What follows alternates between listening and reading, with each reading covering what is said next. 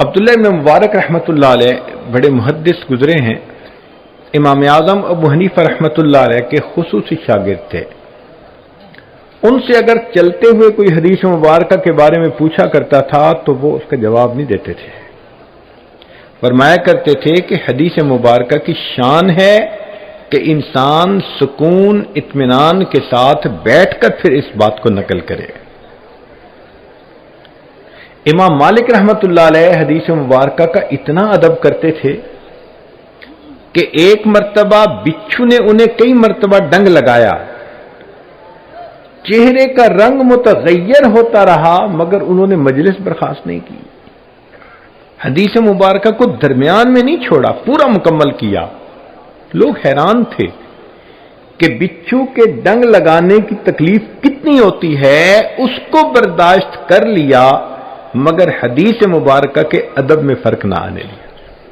اس ادب کا یہ انعام ملا کہ امام مالک رحمۃ اللہ کے حالات زندگی میں لکھا ہے کہ ان کی حدیث مبارکہ کی خدمت کی زندگی میں ایک رات کے سوا باقی ہر رات ان کو نبی علیہ السلام کا دیدار ہوا کرتا تھا۔ ہم نے اپنے قریبی احباب میں دیکھا ہے کہ جن دوستوں کو حدیث مبارکہ کے ساتھ بہت محبت شغف ہے، اس علم کے ساتھ، اکثر و بیشتر ان کو ہفتے میں ایک یا دو مرتبہ نبی علیہ الصلوۃ والسلام کا دیدار ہوتا ہے۔ اور جو بچے دور حدیث میں ہوں وہ اگر دورے کا سال تقوی کے ساتھ گناہوں سے بچ کر ادب کے ساتھ گزاریں تو عمومی طور پر اللہ رب العزت کے حبیب صلی اللہ علیہ وسلم کا اس سال میں دیدار ضرور ہوتا ہے۔ امام جعفر صادق رحمۃ اللہ علیہ بڑے ہنس مکھ تھے، خوش طبعی بھی کر لیتے تھے۔ جب ان کے سامنے حدیث مبارکہ کا تذکرہ آتا تو ان کا چہرہ ایسے ہوتا تھا جیسے کسی نے ان کے خون کو نچوڑ لیا ہو۔ کسی نے امام مالک رحمۃ اللہ علیہ سے کہا کہ آپ بہت زیادہ حدیث پاک کا ادب کرتے ہیں، تو فرمانے لگے کہ میں نے سید القراء محمد بن منقدر کو دیکھا کہ ان کے سامنے حدیث مبارکہ کا تذکرہ ہوتا تھا، وہ اتنا روتے تھے کہ ہمیں ان کی حالت دیکھ کر ان پر ترس آنے لگ جاتا تھا۔ دوسرا تقاضا محبت کا عدم التقدیم بین یدیہ وغض الصوت عندہ، کہ نبی علیہ الصلوۃ والسلام سے انسان تقدم نہ کرے اور ان کی آواز سے اپنی آواز کو بلند نہ کرے۔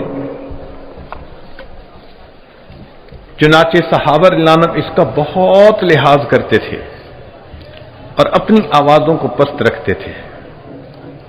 اللہ رب العزت نے قرآن مجید میں فرمایا لا ترفعوا اصواتکم فوق صوت النبی ولا تجہروا له بالقول کجہر بعضکم لبعض ان تحبط اعمالکم وانتم لا تشعرون، کہ اگر تمہاری آواز میرے محبوب صلی اللہ علیہ وسلم کی آواز سے بلند ہو گئی ہم تمہارے کیے ہوئے عملوں کو ضائع کر دیں گے اور تمہیں اس کا پتہ بھی نہیں چلے گا۔ چنانچہ آج بھی یہ ادب اپنی جگہ موجود۔ آپ جائیں مواضع شریف پر تو اس وقت بھی یہ آیت لکھی ہوئی ہے لا ترفعوا اصواتکم فوق صوت النبی۔ کسی معاملے میں نبی علیہ الصلوۃ والسلام کے فرمان پر اپنی مرضی کو مقدم کر دینا اس کو تقدم کہا جاتا ہے۔ ہمارے اکابر تو حدیث کا اتنا احترام فرماتے تھے۔ امام مالک رحمۃ اللہ علیہ نے فرمایا کہ اگر میرے کسی فتویٰ کے مقابلے میں کسی شخص کو نبی علیہ الصلوۃ والسلام کی کوئی ضعیف حدیث بھی مل جائے تو اس کو چاہیے میرے قول کو چھوڑ کر محبوب صلی اللہ علیہ وسلم کی اس حدیث پر عمل کرے۔ تیسرا تقاضا اعظام جمیع اسبابہ و اکرام مشاہدہ و امکنتہ من المکہ والمدینہ، کہ جب کسی سے محبت ہوتی ہے تو اس کے متعلق جو بھی چیزیں ہوتی ہیں ان سے بھی محبت ہوتی ہے۔ کہتے ہیں کہ مجنو ایک مرتبہ کتے کے پاؤں چوم رہا تھا، تو کسی نے پوچھا بھی کیوں؟ کہنے لگا کہ یہ لیلا کی گلی سے ہو کے آیا ہے۔ تو اگر دنیا کے مجنون ایسے ہیں تو نبی علیہ الصلوۃ والسلام کی محبت تو اس سے بھی زیادہ ہونی چاہیے۔ چنانچہ ہمیں ان شہروں سے محبت، ان چیزوں سے محبت جو نبی علیہ الصلوۃ والسلام کے استعمال میں رہیں یا جن کا کسی بھی طرح سے نبی علیہ الصلوۃ والسلام کے ساتھ کوئی تعلق بنتا ہے۔ امام مالک رحمۃ اللہ علیہ کا یہ حال تھا کہ کان مالک لا یرکب بالمدینۃ دابۃ وکان یقول استحیی من اللہ ان اطأ تربۃ فیہا رسول اللہ صلی اللہ علیہ وسلم بحافر الدابہ، مجھے زیب نہیں دیتا کہ مدینے کے جن رستوں پر میرے آقا صلی اللہ علیہ وسلم چلے ہوں، امام مالک اپنی سواری کے سموں سے اس جگہ کو پامال کرے۔ چنانچہ مدینہ طیبہ میں سواری پہ سوار بھی نہیں ہوا کرتے تھے۔ حضرت مولانا قاسم نانوتوی رحمۃ اللہ علیہ ان کے حالات زندگی میں لکھا ہے کہ جب حج کے لیے تشریف لے گئے تو بئر علی مدینہ طیبہ کے باہر ایک جگہ ہے، وہیں پر ہی جوتے اتار دیے۔ کسی نے کہا کہ حضرت سنگلاخ زمین ہے اور آپ کا جسم نازک ہے تو پاؤں زخمی ہو جائیں گے۔ فرمایا زخموں کی تکلیف برداشت کر لوں گا، میں اپنے آقا صلی اللہ علیہ وسلم کی اس زمین پر جوتوں کے ساتھ چلنا پسند نہیں کرتا۔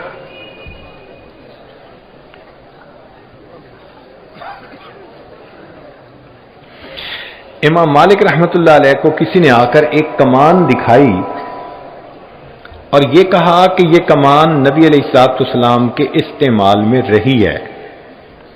قال مالک، امام مالک رحمۃ اللہ فرماتے ہیں ما مسست القوس بیدی الا علی طہارۃ منذ بلغنی ان النبی صلی اللہ علیہ وسلم اخذ القوس بیدہ، کہ جب مجھے پتہ چلا کہ نبی علیہ الصلوۃ والسلام نے اس کمان کو اپنے ہاتھوں میں پکڑا ہے، میں نے اس کے بعد اس کمان کو کبھی بے وضو ہاتھ نہیں لگایا۔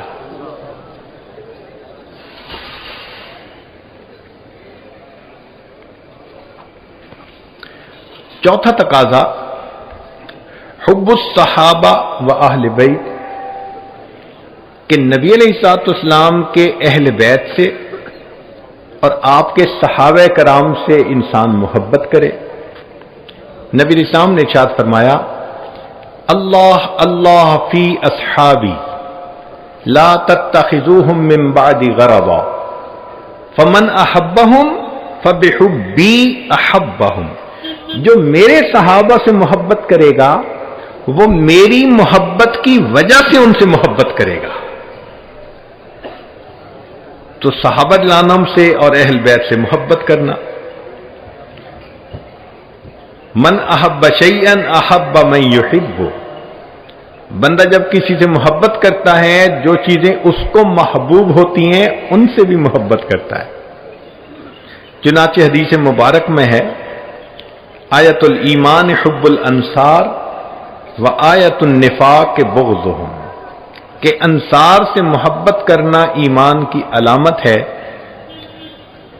اور ان کے ساتھ بغض رکھنا یہ نفاق کی علامت ہے۔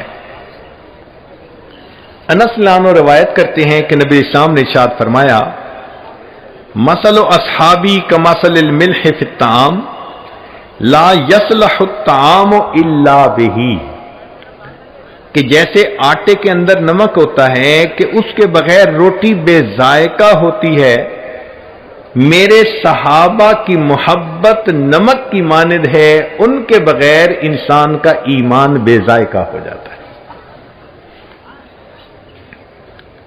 ایک اور حدیث مبارکہ نبی اسلام نے ارشاد فرمایا من حفظنی فی اصحابی ورد علی الحوض، جو میرے صحابہ کی عزت و حرمت کی حفاظت کرے اس کو چاہیے کہ حوض کوثر پر میرے پاس آئے۔ ومن لم یحفظنی فی اصحابی لم یرد علی الحوض، اور جو میرے صحابہ کی عزت و حرمت کی حفاظت نہ کرے اس کو چاہیے حوض کوثر پر میرے سامنے ہی نہ آئے۔